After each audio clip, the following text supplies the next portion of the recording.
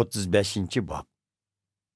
Xudo Yoqubga: "Sen akang Asovdan qechib Haranga mang'iningda, Baytal shahrida sana ko'ringan Xudo men bo'laman.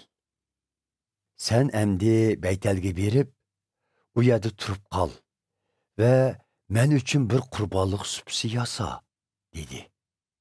Bu chaqda Yoqub o'z oilasidagilarga va uning bilan birga turayotganlarga: "Sizlar butlaringlarni tashlab etib, o'zinglarni poklab, pokiz kiyimlarni kiyinglar.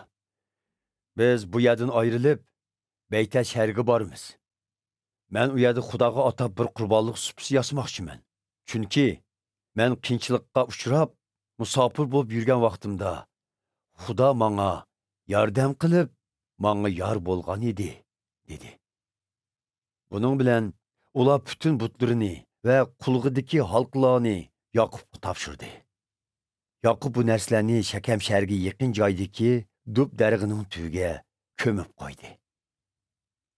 Yoqub va uning o'g'illari yo'lga chiqqan vaqtda Xudo atrofdagi shaharlarning xalqlariga qo'rqinch selib, ularning kaynini qo'g'lashga jurat qilolmaydigan qilib qo'ydi. Yoqub bütün oilasidagilar bilan Qanon rayonining Luz degan yeriga, ya'ni hozir Baytal deb atiladigan joyga yetib keldi. Yoqub u yerda bir qurbonlik supisi yasab, u ya'ni Al-Baytal, Baytaldagi Xudo deb atadi.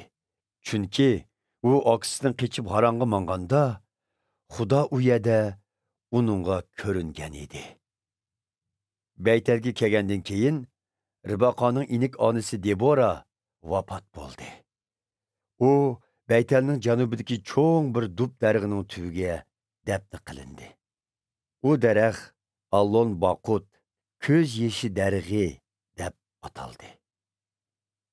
Yoqub Paddan Aram rayonidan Baytalga qaytib kelgandan keyin Xudo uningga yana ko'rinib, baxt ato qilib, "Buningdan keyin Yoqub emas, İsroil atılisan", dedi. Shuning bilan Xudo uning ismini Isroilga o'zgartirganligini takrorladi. Xudo uningga: "Men hammaga qodir Xudodirman. Sen nurg'un avlod tepib ko'paygin. Nurg'un xalqlar sening naslingdan borliqqa keladi. Sen nurg'un podshohlarning bo'visi bo'lasan. Men Ibrohimga va Ishoqqa va'da qilib bermoqchi bo'lgan zaminni sana va sening avlodlaringga taqdim qilaman", dedi. Xudo bu so'zni qilib bo'lib, Yoqub bilan so'zlashgan yerdan ayrildi. Yoqub Xudo o'ziga so'zlagan joyda bir xotira tosh tikladi. Uning ustiga Xudoga atab sharob va yog' to'kdi. U Xudo o'zi ko'ringan bu joyni Baytal, Xudoning uyi deb atadi. Yoqub va oilasidagilar Baytaldan yo'lga chiqib, Efrata shahriga oz qolganda, Rohilaning to'lg'i tutib, tug'uti qiyin bo'ldi. To'lg'oq chidug'siz qatiq kelganda, tug'ut onasi uningga: "Qo'rqma, yana bir o'g'il tug'san", dedi.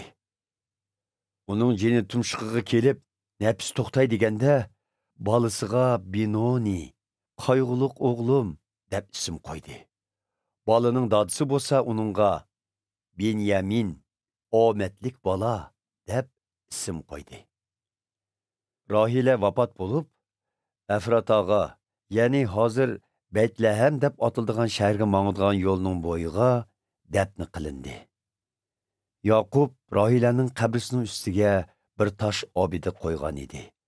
Bu tosh hozirgacha bor. Ondan Isroil o'z safarini davomlashtirib, Migdal Idir degan yerdan o'tib, chedirini tikdi. Isroil u yerda turgan vaqtida uning tunji o'g'li Ruben otasining kichik xotini Bilha bilan bir o'rinda yetib zina qildi. Isroil buningdan xabar topdi.